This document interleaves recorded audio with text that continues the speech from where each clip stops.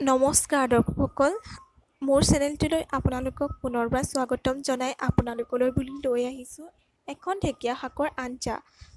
আজি মই দেখাম ঢেকীয়া শাক মই কেনেদৰে ভাজি খাওঁ।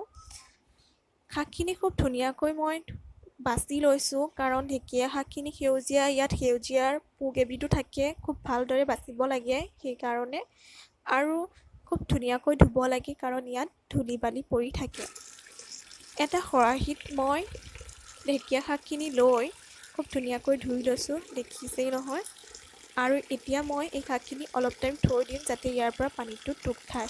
পানী থাকিলে অলপ পিছলোৱাৰ দৰে হয়।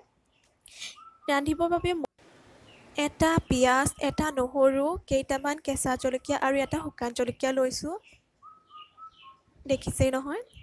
এখন কেৰাহী লৈছোঁ, কেৰাহীখন জুইৰ ওপৰত দি গৰম হ'ব দিছোঁ। যেতিয়া গৰম হৈছে তাত মই মিঠাতেল ব্যৱহাৰ কৰিছোঁ। শাকত সদায় মিঠাতেল ব্যৱহাৰ কৰিলেই খাবলৈ ভাল লাগে, আৰু তেল আপোনালোকৰ নিজৰ ইচ্ছা অনুযায়ী দিব পাৰে। যিহেতু মই অলপ সৰহকৈ তেল খাওঁ, সেইকাৰণে মই অলপ সৰহকৈ দিছোঁ। আপোনালোকে কম খালে কমকৈ দিব। আৰু ইয়াত মই কাটি ৰখা পিঁয়াজ জলকীয়াখিনি দি দিছোঁ, আৰু তাৰ লগতে মই এতিয়া ঢেকীয়া শাকখিনি দি দিছোঁ। দেখাবলৈ অকণমান অসুবিধা হৈছে, কাৰণ এহাতে মই মোবাইলে কেমেৰা কৰিছোঁ আৰু ভিডিঅ' কৰিছোঁ, আৰু এহাতে হাতাৰে শাকখিনি লৰাই আছোঁ, গতিকে ভালদৰে দেখুৱাব পৰা নাই। আপোনালোকে যেনেকৈ দেখিছে ভালদৰে বুজি ল'লেই হ'ল। আৰু ইয়াৰ লগতে মই মিহিকৈ নহৰুখিনি কাটি লৈছিলোঁ। এনেকৈ নহৰু দিবচোন, শাকত খাবলৈ বহুত সোৱাদৰ হয়।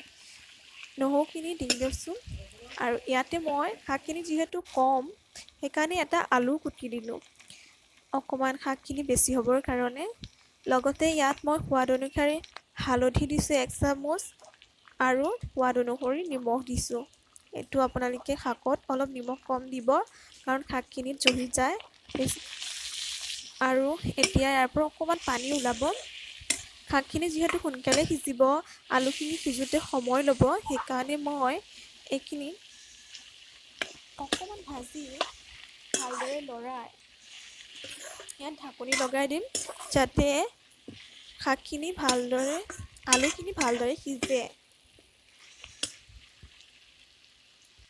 এতিয়া মই ইয়াত ঢাকনিখন লগাই দিছোঁ আলুখিনি ভালদৰে সিজিবৰ বাবে।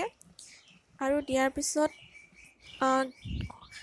জুইৰ পৰিমাণটো কমাই দিব, নহ'লে শাকখিনি তলৰ পৰা লাগি ধৰিব। আৰু মই ঢাকনিখন আঁতৰাই দিছোঁ। আলু মানে আধা আধি সিজিলে প্ৰায় 80% সিজিয়ে গ'ল, এয়া দেখিছে। আৰু এতিয়া আপোনাৰ এই শাকখিনিৰ পৰা তেল এৰিব, মানে যিখিনি বেছি তেল হৈছে এক্সট্ৰা তেলখিনি ওলাই আহিব, দেখিছে। মই লৰাই দিছোঁ।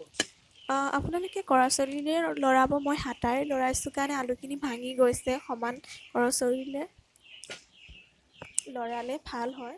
এয়া দেখিছে পূৰা তেল এৰি আছে শাকৰ পৰা, আৰু কালাৰটো চেঞ্জ হৈ গৈছে। খুব ধুনীয়াকৈ শাকখিনি ভাজি গৈছে, আৰু মই এইখিনি অকণমান মচমচীয়াকৈ ভাজি খাম, কাৰণে আজি ভাবিছোঁ যাতে অলপ মচমচীয়া হ'লে অকণমান খাই ভাল লাগে, বেলেগ এটা ধৰণে। গতিকে আপোনালোকে সেমেকাও খাব পাৰে, অলপ মচমচীয়াও খাব পাৰে। দেখিছে কি ধুনীয়াকৈ শাকখিনি সিজিছে। আপোনালোকে এনেদৰে ভাজি খাবচোন। মই তেলখিনি যাতে তলত ৰয়, বেলেগ বস্তু বনাব পাৰিম, এইখিনিৰে বেলেগ বনাই খাব পাৰিম। তেলখিনি আঁতৰাই দিছোঁ, তেলখিনি তলত ৰৈ যাব। এতিয়া সেয়া শাকখিনি ইমান ধুনীয়া হৈছে, আৰু খাবলৈ বহুতেই সোৱাদৰ হৈছে। আপোনালোকে খাই চাব, যদি ভাল লাগে লাইক এটা দি দিব। ধন্যবাদ।